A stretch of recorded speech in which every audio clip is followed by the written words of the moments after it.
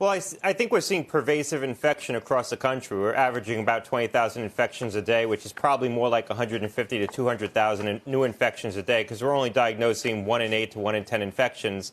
I don't think it's going to get a lot worse, but I don't think it's going to get a lot better. And what you're going to see is a rotating series of outbreaks in different cities. Hopefully, those cities are going to take aggressive measures to contain those outbreaks. Texas and Houston now has an outbreak underway.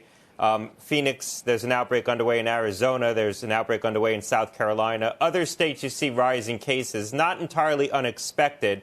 I think what these states need to do is do good track and trace work to isolate the sources of the outbreaks and try to take some limited measures to contain them. So if it's certain congregate settings, certain communities, certain activities that are a source of a lot of the spread, they need to intervene strategically on those sources to try to contain these outbreaks.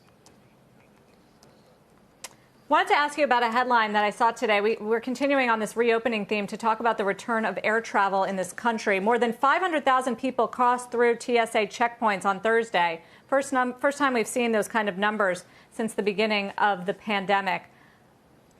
Would you get on an airplane right now? Is it safe?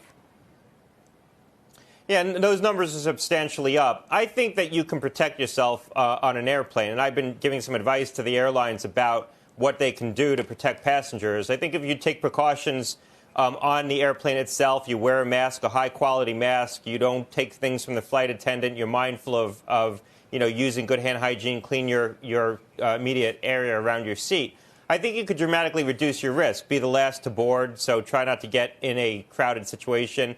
The risk on traveling isn't necessarily sitting in your seat on the airline.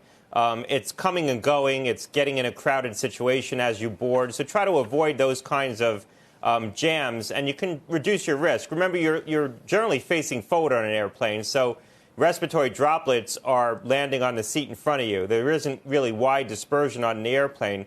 So there's ways to reduce your risk. Now, would I fly? I would fly if I had to fly. I wouldn't be flying recreationally right now. But if I had to fly for business or had a purpose in flying, I would feel comfortable flying. But I'd be taking a lot of personal precautions as well.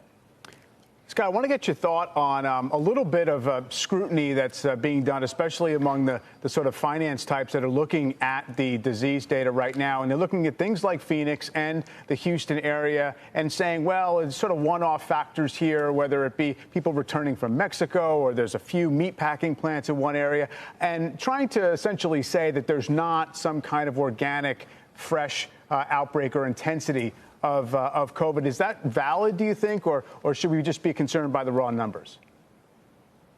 I think that's mostly true. If you look at these situations in the particular states, there are reasons why you have outbreaks. Now, that said, epidemics get started because there are reasons why you have outbreaks. I mean, it's a spark that lights a flame that burns into a large fire. And so that spark can be a meatpacking plant. It could be people returning from Mexico.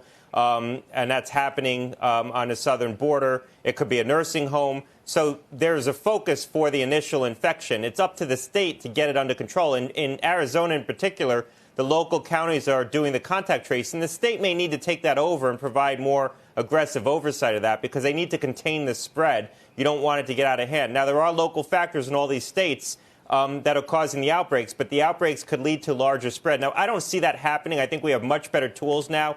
We have much more widespread testing in place. We have better track and trace. And so the states do have the capacity to keep these outbreaks contained.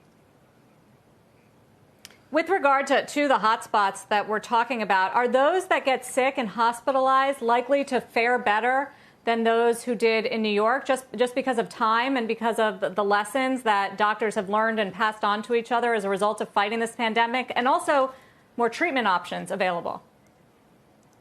Yeah, new treatment options are in Remdesivir, which will help.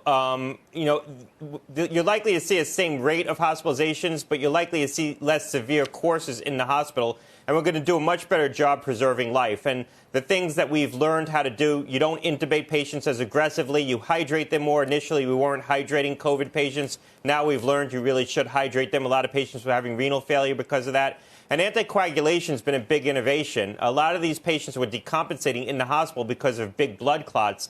And so using anticoagulation with low molecular weight heparin as well as direct-acting antiplatelet drugs, this disease seems to make platelets sticky and cause blood clots. And we didn't know that early on. We've learned that. And so there's been innovations in care. I think we're going to do a much better job of preserving life. as long as healthcare systems don't become overwhelmed. And the healthcare systems have developed a lot more capacity to treat COVID patients. States have been stockpiling personal protective equipment, buying ventilators. So we can handle much more spread now. But if we do have another second wave, a true second wave in the fall and another big epidemic, that's going to tax the system.